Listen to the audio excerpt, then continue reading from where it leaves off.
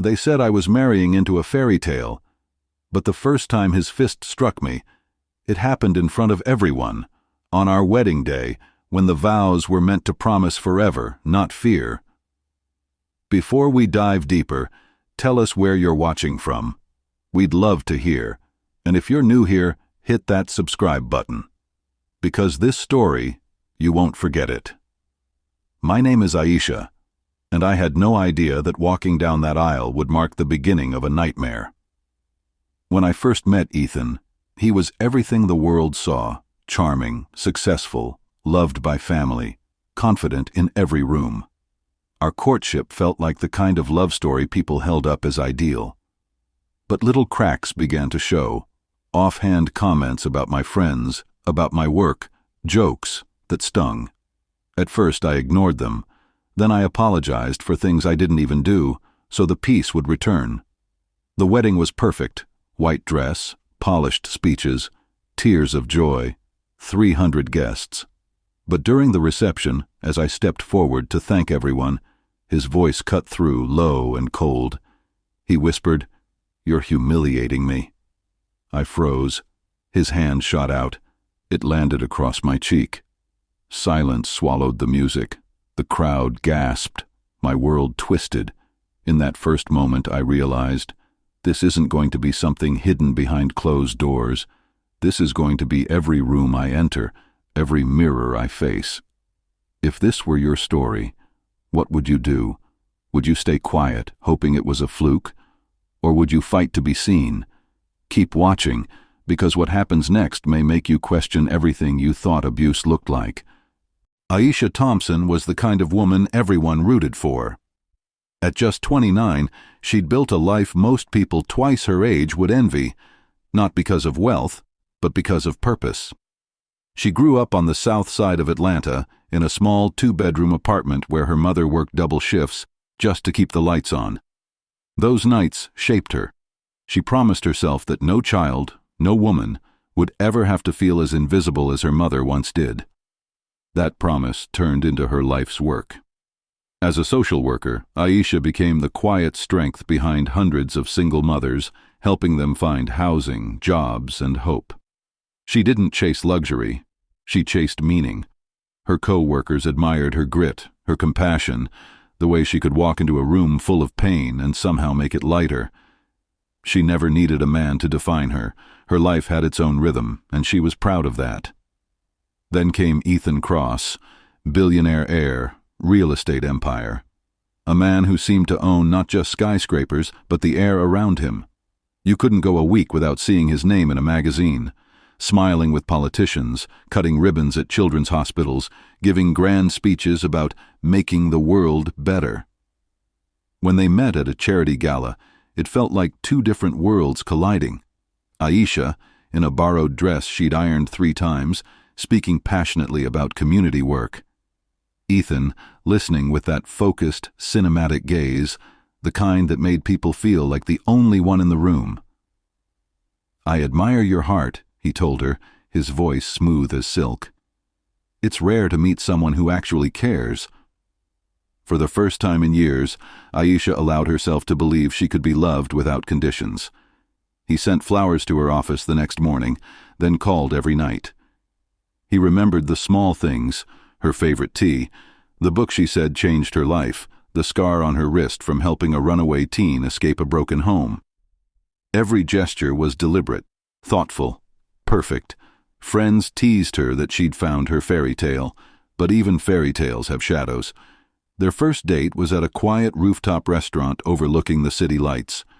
She remembered laughing, feeling weightless, until a waiter accidentally spilled water near Ethan's shoes. The air shifted. His smile froze.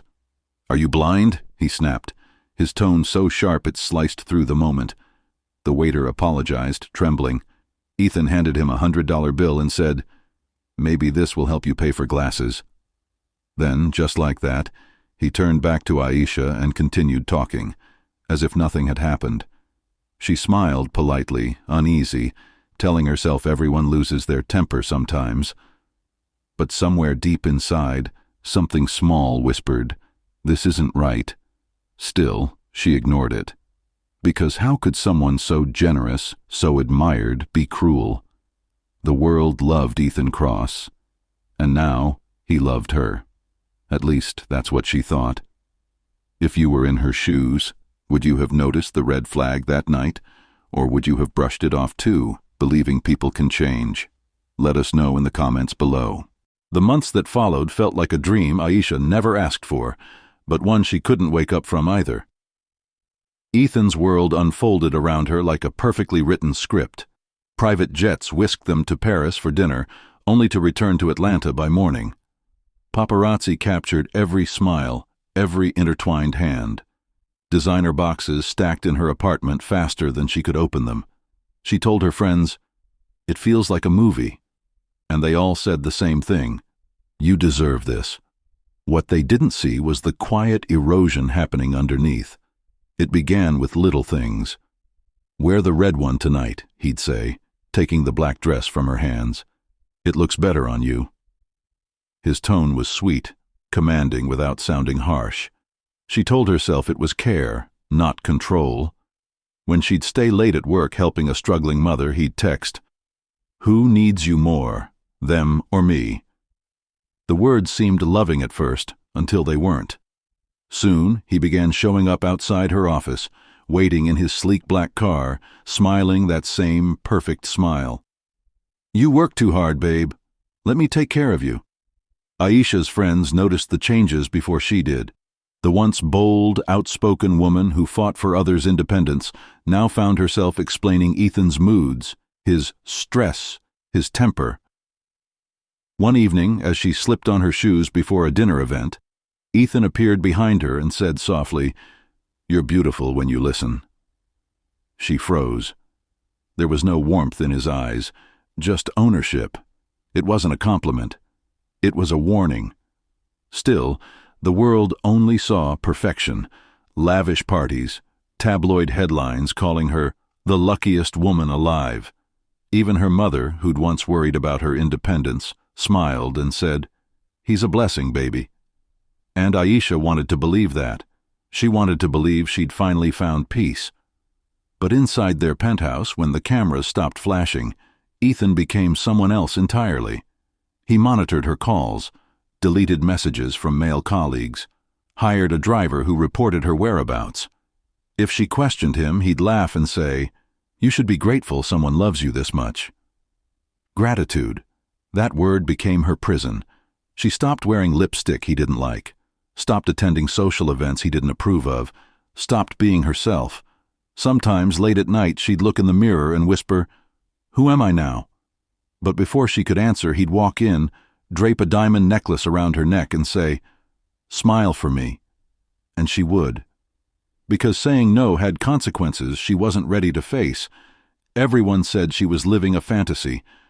And maybe she was, just not the kind anyone would envy, because no one saw what he did when the cameras turned off. If you were in her place, would you have recognized the control disguised as love? Or would you have mistaken it, like Aisha did, for devotion? By the time Ethan proposed, the world was already calling them America's golden couple. The proposal itself was a spectacle, candlelit terrace, city skyline glittering behind them, and a 10-carat ring that looked more like a crown than a symbol of love. The crowd cheered as she said yes. Cameras flashed. Aisha smiled, but somewhere deep inside her chest tightened. It wasn't nerves. It was something quieter, the voice she'd been silencing for months, whispering that something about this didn't feel right. But she told herself love was supposed to be complicated, and when Ethan kissed her hand, she convinced herself that the unease was just fear of happiness. When she introduced him to her family in Atlanta, the atmosphere changed instantly. Her mother, always gentle but discerning, watched him with wary eyes. At first, Ethan was charming, offering to pay for the family's mortgage, insisting they upgrade their old car. "It's the least I can do for the woman who raised such a remarkable daughter," he said. But later that evening, when her brother teased Aisha about her new life, Ethan's hand tightened around hers beneath the table. His smile didn't fade, but his tone turned razor sharp. "Careful," he whispered through his teeth. Don't make me look like a fool. Her mother noticed the look in Aisha's eyes, that flicker of fear that came and went too quickly. After dinner, she pulled her aside. "Sweetheart, I know you love him," she said softly, "but there's something about that man that doesn't sit right with me. He's too controlling." Aisha forced a laugh, shaking her head. "He's just protective, Mama. That's how he shows he cares." But her voice trembled when she said it. She could feel the lie pressing against her throat. A week later, Ethan invited her entire family to a private restaurant to celebrate their engagement. The evening began perfectly. Laughter, toasts, flashes of champagne. Then, midway through a conversation about her work, Aisha mentioned a recent case she was proud of. Ethan interrupted her mid-sentence. "Aisha, that's not what I said. Don't embarrass me." His voice wasn't loud, but it sliced through the room like glass. The clinking of silverware stopped. Her younger sister froze, fork halfway to her mouth. Aisha's face flushed as she stared down at her plate, wishing she could disappear. He reached over, resting his hand on hers with exaggerated tenderness. "You know how she gets when she's tired," he told her family with a charming laugh, "always mixing up details." The table erupted in awkward smiles, everyone desperate to move on, but her mother's eyes said everything. That night, as Aisha washed her face before bed, she stared at her reflection and whispered, "He humiliated me." Then, almost immediately, she corrected herself out loud. No, he was just stressed. The wedding planning began soon after, and so did his new rules. Who she could invite, what colors she could wear, even the songs that would play during the ceremony. Every decision she made alone seemed to offend him. He'd say things like, "You don't need to think about these things, that's my job now." The public still saw perfection. The glamorous couple gracing magazine covers, all smiles and diamonds. But behind the camera, Aisha's world was shrinking, inch by inch. "I should have walked away then," she would later say. "When my mother told me something felt wrong, when my sister asked why I looked sad even while smiling, when I started apologizing for breathing too loudly. But I didn't. I stayed. And what happened next was the price she paid for staying. Tell me, if it were you, if the person you loved made you question your own reality, would you have found the courage to leave? Or would you have convinced yourself, like Aisha did, that love was worth the pain?" The months leading to the wedding were like living inside a magazine spread. Every headline called it the wedding of the year. Reporters gushed over every detail: the imported orchids from Thailand, the custom designer gown flown in from Paris, the 6-tier diamond-encrusted cake. From the outside it looked like perfection. But perfection has a way of suffocating you when it's not real. Behind the glossy photos and fake smiles, Aisha's world was getting smaller by the day. Her friends stopped calling, not because they didn't care, but because Ethan had made sure of it. "They're jealous of you," he told her. "They don't understand what real love looks like." Slowly, one by one, he erased every voice that reminded her of who she used to be. The closer the wedding came, the more alone she felt. Every decision, from the guest list to the vows, passed through Ethan's approval. When her maid of honor suggested a small, private ceremony instead of a grand televised event, Ethan laughed coldly. "You think I'm spending millions to hide this day?" That night, Aisha sat on the floor of her dressing room, surrounded by invitations and designer fabrics, tears streaming down her face. She couldn't remember the last time she'd made a choice just for herself. Her mother called one evening, her tone worried. "You sound different, baby. Are you happy?" Aisha hesitated, forcing her voice steady. "Of course, Mama. Just tired." But the truth was heavy.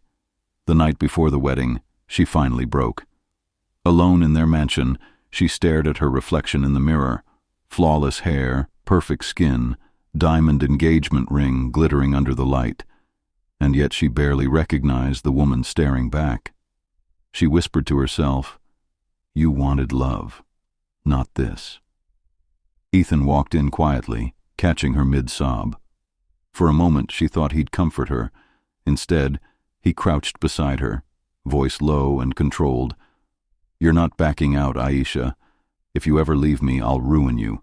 I'll make sure no one believes a word you say." The calm in his voice was more terrifying than any scream could have been. She froze, nodding silently. That night, she barely slept.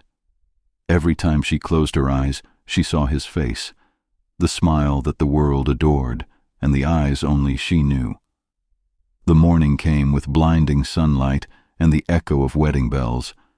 Makeup artists filled the room, stylists hurried about, cameras flashed. She sat still, staring blankly ahead as people called her the luckiest bride in America. Outside, guests were arriving, senators, celebrities, business tycoons. The world was watching. Inside, Aisha felt her heartbeat echo in her chest, each thud louder than the last. As she walked down the aisle, her hands trembled beneath the bouquet. Ethan stood at the altar, his smile picture-perfect. To everyone else, he looked like the man of her dreams. But to her, he was a promise she no longer wanted to keep. Everyone said she was glowing. No one saw the fear in her eyes. And yet even then, not her mother, not her friends, not even Aisha herself, expected what he'd do on that altar. If you were her, standing in front of hundreds of people, would you have had the courage to walk away? Or would you have smiled too, pretending everything was fine just to make it through the day? The ceremony was grand beyond imagination. Crystal chandeliers reflected against white marble floors, soft violin music filling the air, hundreds of guests leaning forward in admiration as Aisha walked toward the man everyone believed was her happily ever after. Her gown shimmered with every step, but beneath the veil, her face was pale. She could feel her heartbeat in her throat, louder than the music, heavier than the silence she carried inside. The minister's voice faded in and out as she reached the altar, standing beside Ethan, whose smile was so perfectly rehearsed it looked painted on. To the world, they were flawless. To her, they were standing on the edge of a cliff. The vows began. Ethan's words came easily, charming, poetic, practiced. Every sentence drew sighs from the crowd. Then it was her turn. Aisha lifted her eyes to meet his, her hands trembling. The paper in her grip was damp from sweat. She took a deep breath and began to speak, her voice cracking mid-sentence. I promised to stand by you," she faltered. A faint, nervous laugh escaped her lips, a fragile attempt to steady herself. Ethan's jaw tightened. He leaned in close, his whisper slicing through her composure. "You always mess things up." Her eyes widened, and for a moment she thought she misheard him, but the look in his eyes told her otherwise. Trying to salvage the moment, she forced another small, awkward laugh, hoping no one noticed the tension between them. And then it happened. His hand struck her across the face. The sound echoed through the cathedral-like hall, sharp, violent, unthinkable. Gasps rippled through the crowd. The violin stopped. The officiant froze mid-breath. Cameras flashed, capturing the horror in perfect, damning detail. For a full second, time stood still. Aisha's bouquet fell from her hands, petals scattering across the marble floor. She didn't cry. She didn't scream. She just stood there, stunned, her cheek burning, her heart breaking in front of hundreds of witnesses. From somewhere in the crowd, her mother's voice shattered the silence. "Aisha!" It was the cry of a mother who had seen enough pain in her lifetime to recognize the beginning of another. Guests murmured in disbelief. Some reached for their phones, unsure if what they saw was real. Ethan stood frozen, his face pale, his hand still hovering mid-air as if he couldn't believe what he'd just done. But it wasn't remorse that filled his eyes. It was humiliation.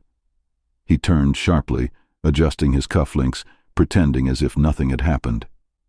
"Let's continue," he muttered to the minister. But no one moved. No one spoke. Aisha slowly straightened her posture, her eyes meeting his one last time. That look, calm, steady, defiant, would later be replayed across every news outlet in the country. The photographs would tell the story better than words ever could. The trembling bride, the shocked guests, the fallen flowers, and the man who couldn't hide his true nature any longer. That moment, she would later say, the cameras caught everything. The world saw what I'd been living with all along. But what I did next, no one will ever forget. If you were standing there, humiliated, broken, in front of everyone who believed your life was perfect, what would you have done? Would you have run? Would you have fought back? Or would you have... The silence that followed that slap felt eternal. Aisha could hear her own breathing, shallow, uneven, echoing in the cathedral. Everyone stood frozen, unsure if they should clap, gasp, or look away. Ethan's face twitched as he forced a smirk, trying to regain control of the moment. "Come on, sweetheart," he murmured through gritted teeth. "Smile for the cameras." But something inside her shifted. The fear that had ruled her for months cracked wide open, replaced by something fierce, something that had been waiting, quietly, for this moment. She didn't cry. She didn't run. Instead, Aisha reached for the microphone the officiant still held, her fingers trembling not with fear, but with resolve. The audience murmured, uncertain of what was happening. Her voice came out steady, clear, slicing through the heavy silence like glass. "This man," she said, her eyes locked on Ethan's, "just showed the world who he really is." The words hung in the air, heavy and electrifying. Gasps rippled through the guests as camera flashes erupted again, this time not for beauty, but for truth. Ethan's face went pale, then red. "Aisha, don't do this," he hissed. But she didn't stop. She took one slow step backward, her veil brushing the marble floor, her eyes never leaving his. "For months, I convinced myself that his anger was love," she said, her voice breaking slightly but never faltering. "I thought control meant protection. But I was wrong, and today you all saw it too. The crowd was dead silent. No music, no applause, just the sound of a woman reclaiming herself in front of the world." She took one final look around the room, at the guests, the cameras, her mother crying quietly in the front row, and whispered, "I'm done." Then she turned and walked away. Her veil trailed behind her like a banner of defiance, scattering petals as she moved. Each step echoed like a drumbeat of freedom. Outside, the sky had darkened. The air was heavy with rain, thunder rolling in the distance, as if the world itself was exhaling with her. Paparazzi crowded the entrance, flashes exploding in her face, voices shouting her name. But this time, she didn't hide. She walked straight through the chaos, her chin high, tears finally spilling, not from pain, but release. Within hours, the world knew. Every headline screamed it loud. Billionaire groom's wedding assault caught on camera. The video flooded social media. Millions watched the moment she was struck, then stood tall. TikTok reactions, news anchors, celebrity tweets. Everyone was talking about her. Some called her brave. Others said she embarrassed him. But for the first time, Aisha didn't care what anyone thought. Because for the first time in years, she was free. But that slap, she would later say, didn't just end a wedding, it started a war. If you were in her place, standing in front of the world, heart shattered but finally free, would you have found the courage to speak? Or would you have walked away in silence, carrying the truth alone? The aftermath was chaos. Within 24 hours, the slap had become the most talked-about moment in America. News stations replayed it on loop, anchors dissecting every frame, commentators arguing about what really happened. But as the story spread, so did the lies. Ethan's PR team moved fast, flooding the media with their version of events. She provoked him, they said. She was unstable, emotional, desperate for attention. They called her dramatic, manipulative, a woman who couldn't handle the pressure of fame. Overnight, the same outlets that once celebrated her as the perfect bride now painted her as the villain. Her job was the first to go. The organization she'd poured her soul into released a statement distancing themselves from ongoing controversy. Donors pulled funding. Her colleagues stopped answering calls. Doors that had once opened easily now slammed in her face. Ethan's lawyers sent threats, lawsuits, demands, attempts to silence her. He had power, money, and influence, and she had nothing but the truth. At first, she tried to move on quietly, but every time she stepped outside, she saw her face on a magazine cover. Fallen bride, gold digger exposed. Did she stage it? The headlines cut deeper than the slap ever could, but instead of breaking, Aisha did something no one expected. She sued him, not for money, for justice, for every woman who'd ever been told to keep quiet, to smile through the pain, to move on. The courtroom became the new stage for their story. He arrived every day with his army of lawyers, polished and confident, cameras flashing as he smiled for reporters. She walked in alone, wearing a plain suit and holding her mother's hand. The world watched as his defense team tried to twist everything, questioning her motives, her mental state, even the sincerity of her tears. But Aisha stood her ground. He had billions, she said softly on the stand. I had the truth. Public opinion split in half. Some called her a hero, a symbol of courage in the face of power. Others called her an opportunist, a woman chasing fame through scandal. Talk shows debated her every word. Podcasts dissected her testimony. Every day was a battle, not just against him, but against the world that refused to believe her. And yet, through all of it, she never once backed down. She showed up day after day, her voice steady, her story unwavering. Her truth became a weapon stronger than his money. The tension reached its breaking point on the final day of the trial. Both sides rested their cases. The judge adjusted his glasses, the courtroom holding its breath. And when the judge spoke, Aisha would later say, the courtroom fell silent.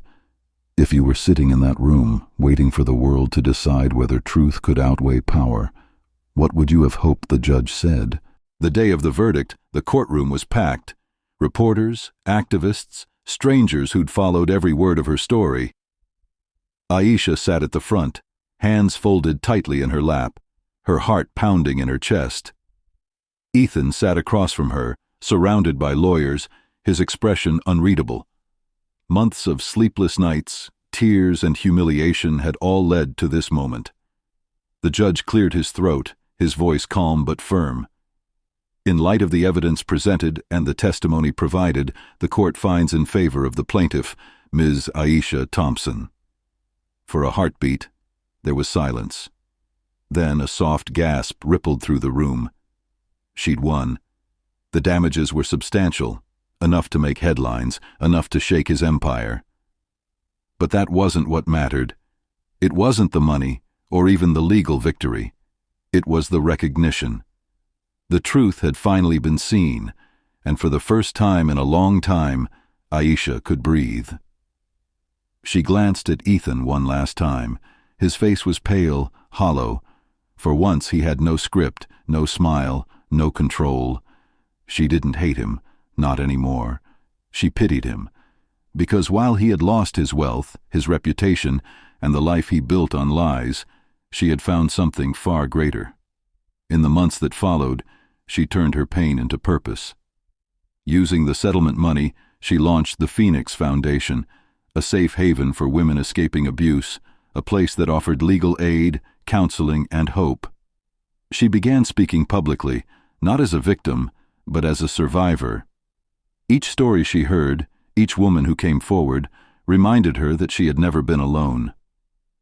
I realized I wasn't alone, she said at her first press conference, her voice warm and steady. And neither are you. Her words became a lifeline for thousands. Letters poured in from around the world. Messages of gratitude, strength, and solidarity. For every person who once doubted her, there were now hundreds who drew courage from her story. Aisha had rebuilt her life from the ashes of humiliation, and this time no one could take it from her. Ethan's empire crumbled slowly. Investors pulled out. Brands dropped his name. The man who once ruled every room now avoided the spotlight entirely. The same media that once worshipped him now documented his downfall with the same fervor they'd used to tear her apart. But Aisha didn't celebrate his ruin. She didn't need to. She'd already won the only battle that truly mattered, the one inside herself. He lost everything, she would later say in an interview, her eyes calm and filled with light. But I gained something he never had: peace. And maybe that's what survival really means. Not revenge, not triumph in the eyes of others, but the quiet, steady return of your own power. If you've ever been made to feel small, silenced, or afraid, remember Aisha's story. Because sometimes the greatest victory isn't walking away unscarred. It's learning that your scars can light the way for someone else. They said I was lucky to marry a billionaire, but luck isn't measured in money. It's measured in freedom. Aisha's voice echoes softly over slow, fading visuals, her standing by the ocean, wind in her hair, sunlight warming her face. The waves crash gently against the shore, a symbol of endings and new beginnings. Because freedom, she continues, isn't something someone gives you. It's something you reclaim, one brave choice at a time. The camera lingers on her as she walks away from the water, her reflection shimmering beneath her feet. Stronger, steadier, unbroken. The same melody from earlier, now fuller, more hopeful. If you've ever been told to stay quiet, don't. Her tone sharpens just slightly, filled with conviction. Your voice could save someone else's life, just like mine did. Images fade in, women writing letters, support groups, laughter in safe spaces. A world that changed because one woman refused to be silent. Then, a gentle pause. If this story moved you, she says with warmth, hit that like button. It helps us share these voices with the world. And don't forget to subscribe for more true stories that need to be heard.